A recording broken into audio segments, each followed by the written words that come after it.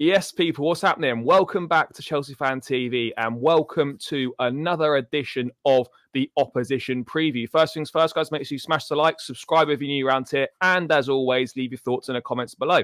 And following on from Thursday night's win against Tottenham at Stamford Bridge, it is another London derby. West Ham, the visitors, obviously we lost the reverse fixture right at the start of the season, 3-1 at the London Stadium. Not a great day for us, and to be fair, I think there's some similarities between the teams. West Ham are a team that can go to the Emirates and win 2-0, but then get hammered by Crystal Palace. And I think we're sort of a similar side where we can turn up and put good performances in, but also turn up and, well, not turn up essentially and lose games that perhaps we should be winning. So I don't look at this as a foregone conclusion that Chelsea will get the 3 points. But delighted to be joined by Hammer's Chat to get the West Ham preview, West Ham point of view on the game. West Ham, David Moyes, a lot of noise surrounding his future. He said obviously he'll disclose what he's going to do at the end of the season. I'm sure he must have already told the club. We had that well-publicised meeting with Ruben Amorim flying in, ambitious. Good that West Ham are showing that level of ambition, I'd guess. But where do you stand with Moyes at the moment? Because a lot of fans are kind of like, well, he needs to go.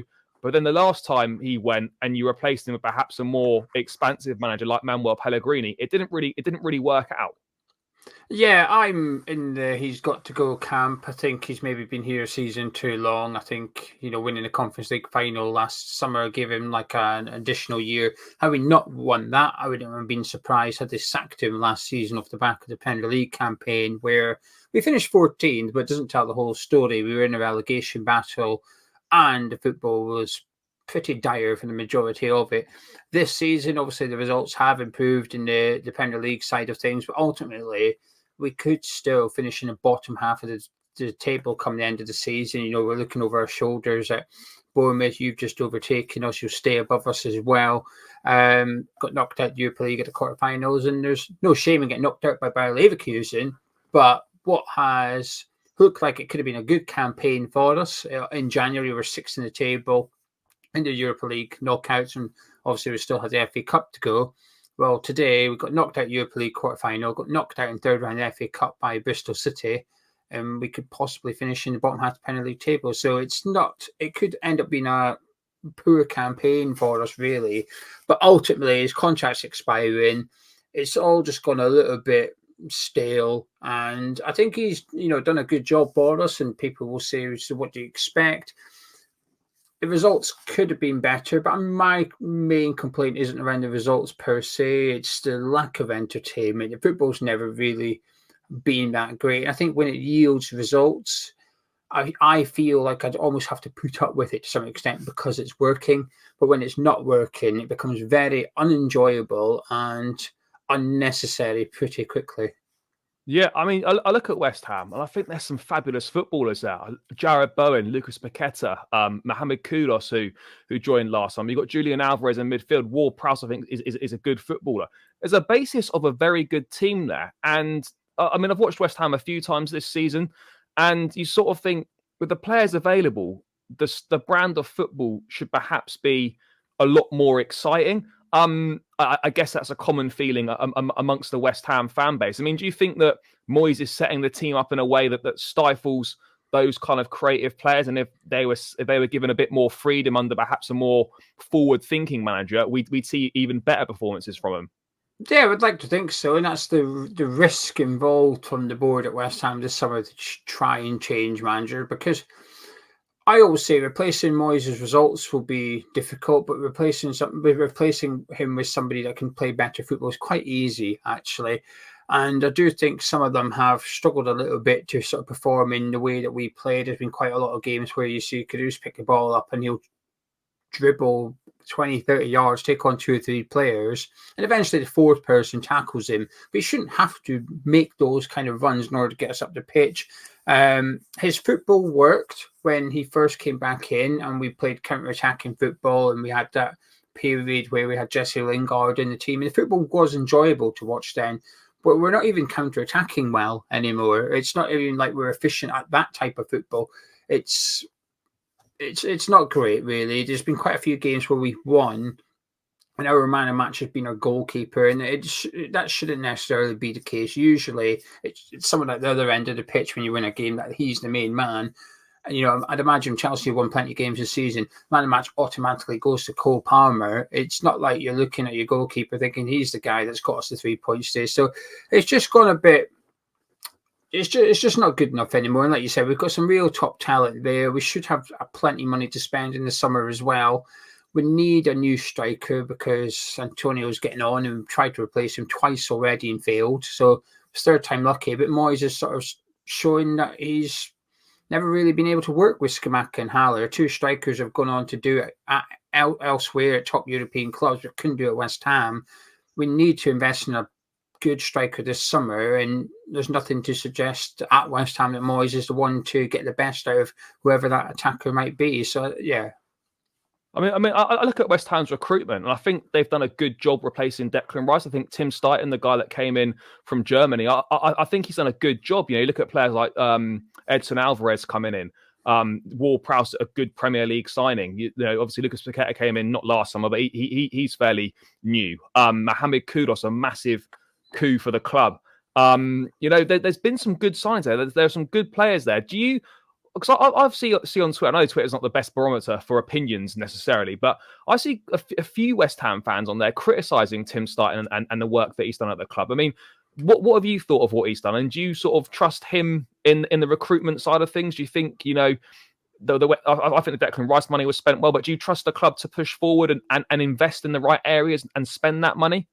To some extent, I think my opinion on him isn't as grand as others, but it's not as low as others. I'm somewhere in the middle, and it's because I had a perception of him prior to him arriving at West Ham because of the job he was involved with at Leverkusen. And I think sometimes he gets credited for too much in regards to the way Leverkusen are playing at the minute. Some fans, I think, credit him too much. That's their opinion. That's what they're entitled to. In my opinion, is he wasn't the main man there. He had somebody above him, Simon Rolfes. He was the main man in charge at Leverkusen. He was the one that took Xabi Alonso over. And when you look at the success of their team this season, a lot of those players arrived post Tim Steidten, like Grimaldo and Boniface, Granit Xhaka. So I'm pleased we've got him. And there's all sorts of discussions as to who was responsible for the 4 signings we made last summer. But I think he needs to be given permission from David Sullivan, really, to go and sort of rebuild this squad. We've got an old squad. It's the second oldest against the youngest squad coming up this game this Sunday. But he's not really been allowed to do that. Moyes is quite an old school manager who doesn't really want to hand over the control of the transfers. He believes the manager should have the final say on any players coming in. And then when you've obviously got a director of football that wants to bring people in, that's never really going to be a great relationship. It's always going to throw up barriers for Tim Steidten. I think we've seen that this season. And I think the best way for Tim Steidten to move forward is to bring in somebody that is more of a head coach, doesn't necessarily get involved in the transfer recruitment, works with what's there, and we allow Steidten to go do his thing. Whether that works or not, I don't know. But I want to see us give it a go. Like give him 2-3 years that he's in charge of the transfer policy. He's in charge of bringing players in and see where we can go from there. Because one thing we found in the last few seasons, not way before Moyes, so Allardyce, Bilic, Pellegrini, Moyes twice, they all play completely different brands of football. They all have completely different styles. So when they come in, it's almost like you've got to change the majority of the team in order to accommodate what that manager wants to do. And it's a very expensive thing to do. So I think having Tim Steidten in control of the transfers and the philosophy and the identity, and then finding a manager to play that way. And if he doesn't work out, he goes and you bring in a new manager, but he can continue playing with the same set of players as the previous manager. I think that's got to be the long-term vision for West Ham. But I'm interested as to what Tim Steidten can do. A bit excited, actually. Am I convinced it's going to work? No, but not because of Tim Steidten. Because of David Sullivan. No, fair enough. I think exactly the thing with managers is like you want to buy players, that fit a way you want to play, and then employ a manager that plays that brand of football. Yeah. That is the way that it should be done. I think too many times, not just West Ham, we've been guilty of it in the past, and many clubs, is that you're signing players and then you're putting a manager in there that doesn't play the way that the way that you want to play with the players you've signed, and you're hoping that he can somehow make it happen, and it just doesn't work. You've got to find a manager that suits the way you want to play, and you're buying the players that play the way that you want to play. So look, I think there's a big summer ahead at West Ham, there's a big summer ahead at Chelsea as well. But in terms of, I just want to go in on a couple of players. Lucas Paqueta, a massive fan of his. I think he's such a talented boy. Are you under no illusions that this is probably his last few games for the club? And do you expect West Ham to lose him this summer? That £80-odd million release clause kicks in, I believe, if I'm not wrong. Is there sort of a resignation that he's going to be on his way out? Kind of. I think the last few games, 4 or 5 games, he's been quite poor, actually. And I'm getting a bit of a vibe that he's maybe checked out at West Ham. But in doing so, I wonder if he's maybe played himself out of a move to Man City, because the performances he's been putting in hasn't been great. His attitude hasn't been great. Maybe it's because he knows there's a move lined up for him in the summer. I have been resigned to losing him, but because of the last month, I'm a bit like, well, I think the club's in a win-win situation. Either we have an incredibly talented footballer at the club next season, or we get a shed load of cash for a footballer that's checked out in the last month in this summer, and Steiden / the new manager has got a minimum of 80 million to reinvest into the squad. And this is where I do wonder, because Kudus has been excellent for us, but we've not really found his position yet. I think his better performances come on the right-hand side, but that's Jared Bowen's position. And he's been out on the left to accommodate Paqueta in the middle, and we're not really getting the best of Kudus out there. So I wonder, and Kudus has said that he prefers to play central, but in order to do that, you almost need Paqueta to get out of the way a little bit. So we've almost got like 3 really talented attacking midfielders, but neither of them are better in one of the positions. So somebody's got to miss out a little bit. So I'm up for this sort of gamble, if you like, of selling Paqueta and moving Kudus over, and then reinvesting that money in a left-sided attacking midfielder, so that the squad's maybe got a bit more balance to it. But I think it's win-win for West Ham, actually, Charlie. Either we get a load of money or we have a really talented player next season. I'm okay with either at this point. Yeah, I don't think it's necessarily a bad position to be in. So obviously, Jared Burns had a brilliant season. I think you'll keep hold of him. I think he's under contract until 2030. I don't get the feeling that West Ham need to sell him, or Bowen's desperate to jump ship or whatever. It costs a lot of money to get him out. Kudos, you're going to be fine. Back to manager briefly. Who would you like to see come in? You see names like Lopetegui linked. You see names like Gary O'Neill's been mentioned in the past. I mean, who do you think is right for West Ham, and who are kind of the leading candidates at the moment? We obviously saw the meeting with Amorim. Is ambitious. I'd say that's perhaps unlikely to happen. Could be wrong on that, but who do West Ham fans like to see? Is it quite split, or is it quite unanimous in one person? It's very split. I think everybody's got their preferred candidate, and there's not one real front runner for the job. I think the board are the most likeliest person at the minute probably is Julian Lopetegui, who I do not want at West Ham. I'll be honest with you. I'm not a big fan of his football or the way that he's gone about things in the past. And he left Wolves because he felt he wasn't being backed. He had disagreements over the transfers. Well, he ain't getting that. I don't want him to have that control at West Ham, right? I want Tim Steiden to have control. So the last thing you want to do is go get a manager that's essentially going to butt heads with Tim Steiden. We're seeing this problem at West Ham right now. Tim Steiden's just been banned from the first team changing room in the training ground to stay away from Moyes over the next few weeks for understandable reasons, a conflict of interest. The manager's there, and Tim Steiden's looking to replace the manager. They have to, I get it, keep them apart. But there's all season we've heard rumours, there's been reports that Steiden and Moyes don't get on, they don't agree on transfer targets. In January, we made 1 signing in Callum Phillips on loan, 3 senior players left, 2 attacking midfielders. And there's been games this season since the transfer window where we've had to play Ben Johnson a right back, playing right wing or left wing, because we've got no attacking players. So that was a really bad transfer window. But again, all the reports were they were offering players to Moyes, but he didn't want those players that he's been offered. He wanted his own ones, but they couldn't agree. So we just got nobody. But we cannot have that situation again. So getting in a manager who's really headstrong and quite old school and I'm in charge. No, let's not go down that route. I think there's a few managers I quite like. Areola, the Bournemouth manager, if I could pick somebody that I felt was maybe realistic, I think he'd be near the top of the list. Gary, there's a lot of managers, Charlie, that I would consider to be a bit of a curveball, a bit of a gamble, but I'm open to it, like McKenna of Ipswich, although I think he should stick with Ipswich. he'd be a risk because we don't know if he looks like a really good man. He is a really good manager, and what he's done with Ipswich is remarkable. Plays good football, but doesn't always work out. It might just be a step too far. So I don't think there's anybody I look at, and I think that's the guy I want. Last season during the World Cup, I wanted Moyes sacked, and I wanted Ange Postecoglou from Celtic at that time a lot, and I don't really have that sort of determination to see a certain manager as I did back then. I think the pool of available managers this summer is somewhat, I wouldn't say poor, but it's maybe not as juicy as it has been in the past. You know, your club's possibly in the same situation where you got Pochettino, and you're looking around thinking, can we get anyone? There's not really anybody out there. It says actually there's a really instant upgrade. You know, we've been linked to Graham Potter. Not for me. I wouldn't really like him at West Ham. So we'll have to wait and see. But I think because of this uncertainty, I think the board are also a little bit uncertain as to what to do as well. And this lack of clarity has been very unhelpful for everybody involved.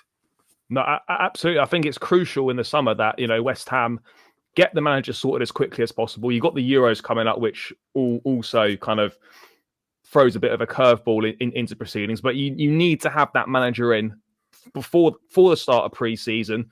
They can, you know, have some input into transfer policy, you know, what players might be being looked at and whatnot. It's so important to get that done. There's nothing worse than starting a pre-season with one manager and then another one comes in and takes over partway through. So I think, yeah, we're just in general, not just West Ham, but just generally speaking, if it's possible, which it should be, you know, these managers have got to be in by the start of pre-season. Otherwise, it's not only having a knock-on effect on the pre-season, but it's having a knock-on effect on the following season as well. In terms of the game Sunday, how can we as Chelsea expect West Ham to approach it? Because we've seen you go to the Emirates and win 2-0 and play very well.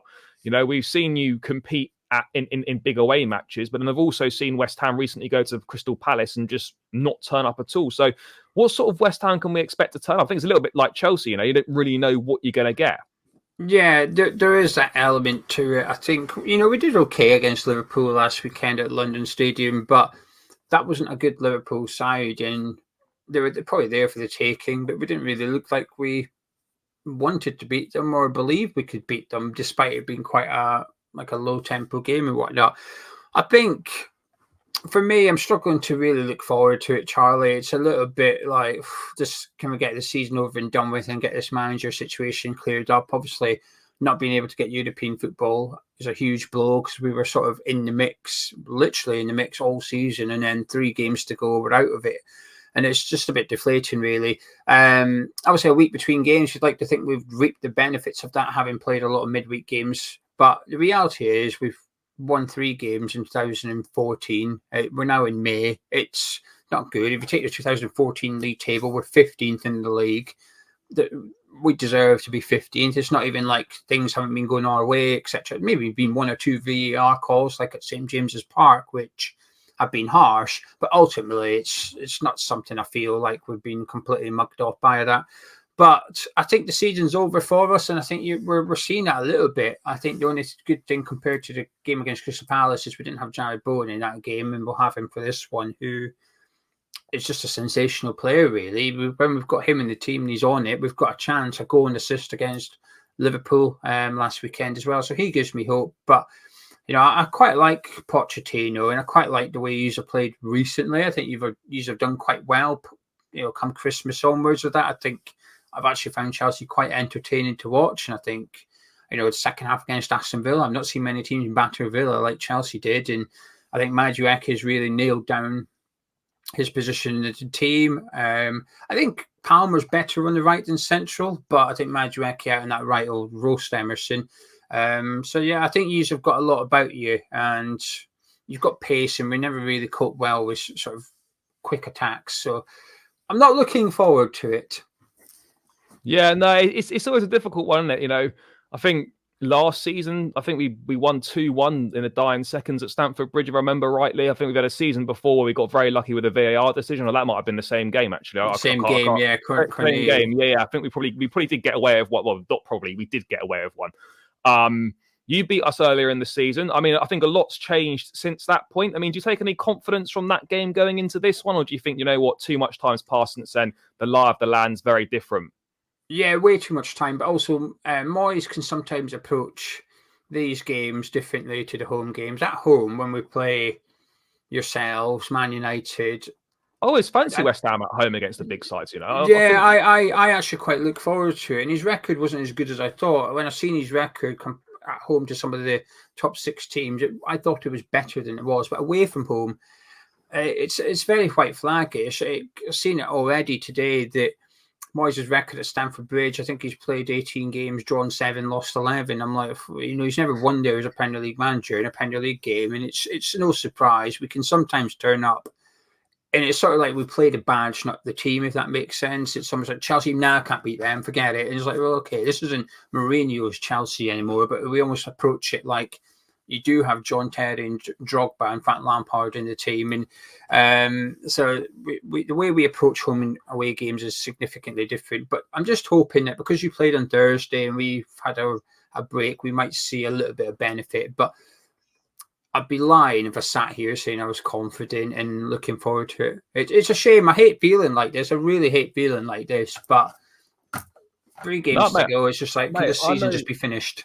I know the feeling not looking forward to games. There's been a lot of those last season, a lot of not looking forward to games this season. And look, yeah, we have turned the corner. We have shown improvements, certainly over the last 2 games. The second half against Villa, as you said, we made them look very ordinary.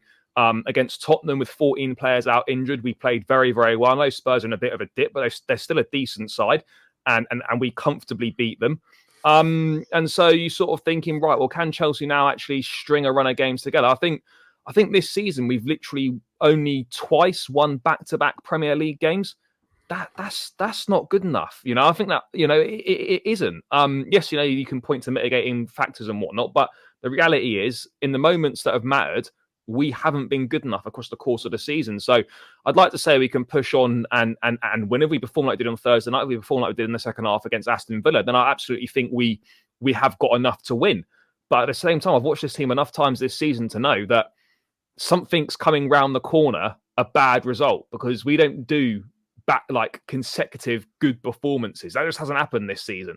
That'll be a point to get to, but there's that feeling of, yeah, something bad is round the corner, like the Burnley draws, like the Sheffield United draws and whatnot. So, yeah, I mean, look, maybe it might come in this game. It's difficult to tell. But in terms of score predictions, then to round out, what are you thinking? Obviously, I know you're not looking forward to it, not sounding too confident, but do you fancy yourselves to be able to nick anything, or do you think, you know, you're just going to have to hope for the best?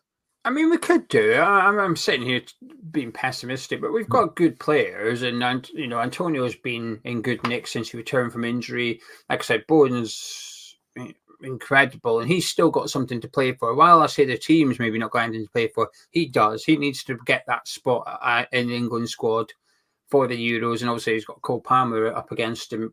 Not literally, but they're sharing the pitch on Sunday. There's a possibility they both go, but there's also a possibility that maybe one of them misses out for the Euros and Southgate squad. So Bowen's got to keep going and doing what he can to get in there. And, you know, some of the players like Alvarez, Sufal, Emerson, they'll all turn up anyway. We know Emerson, you know, he's been one of our boys. He's been good for us this season, actually. He's been one of our most consistent players. Not many bad performances from him this season, actually. I was a bit iffy when we signed him because I thought he's more of a left wing back than a left back, but actually he's been sort of a real good signing for us. But listen, we could win. Can we win? Of course we can. We've got good players, we've got a lot of talent, and I've seen Chelsea be Chelsea this season. I've seen, you know, it was only a couple of weeks ago, I was watching you get smashed by Arsenal. We've had that. We got smashed 6-0 by Arsenal, so I know how it feels. It's not pleasant, but it does happen to a few of us. Yeah, but I don't know.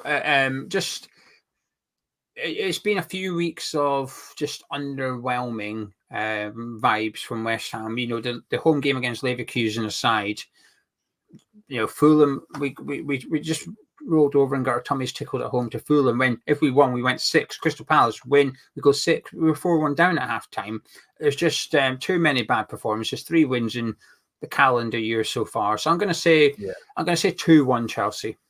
Yeah, that was exactly what I was going to go for. I think we've got enough to win, but I think it'll be closer than people make out. And our home form has improved massively this season. So Pochettino's taken a lot of flack this season, rightfully so in some instances. But there's no doubt the home form's the best it's been for at least 2 to 3 years now. I think we've lost one game at home since October, and that's when Wolves beat us 4-2. In December. So yeah, like we have improved at home, and yeah, I think 2-1. I think we just got enough about us. But if we're a little bit off it, then we are absolutely there. We are there for the taking, and you've got the players that can punish us. But I think we got enough to get a narrow win. But we'll have to wait and see what happens on that front. Mate, thank you so much for your time as always. Greatly appreciated. If people want to check out what you guys do, where should they go? On the old YouTube search bar, just type in Hammers Chat. Coming over, we've already done our preview ahead of the game from West Ham's perspective, but also go talk a bit about Chelsea. The first 15 minutes is all about Chelsea as well. So even though you're Chelsea fans, if you want to hear what two West Ham fans think of your club, probably not, but we're quite complimentary. Just to summarise, I think Gusto's been the best right back in the Premier League this season. He's been very good. I think he's the other one. I believe it or not, I think is Dalot. I think them two right backs have been the better ones this season. But anyway, all the reasons are over there. So Hammers Chat on YouTube. Yeah, guys, make sure you head over there. It'll be tagged in the title. Show the guys some love. Subscribe. And yeah, hopefully we can be celebrating back-to-back wins and back-to-back derby wins, which would be a nice way to end the week. But yeah, catch you guys again in another one soon. Up the chat.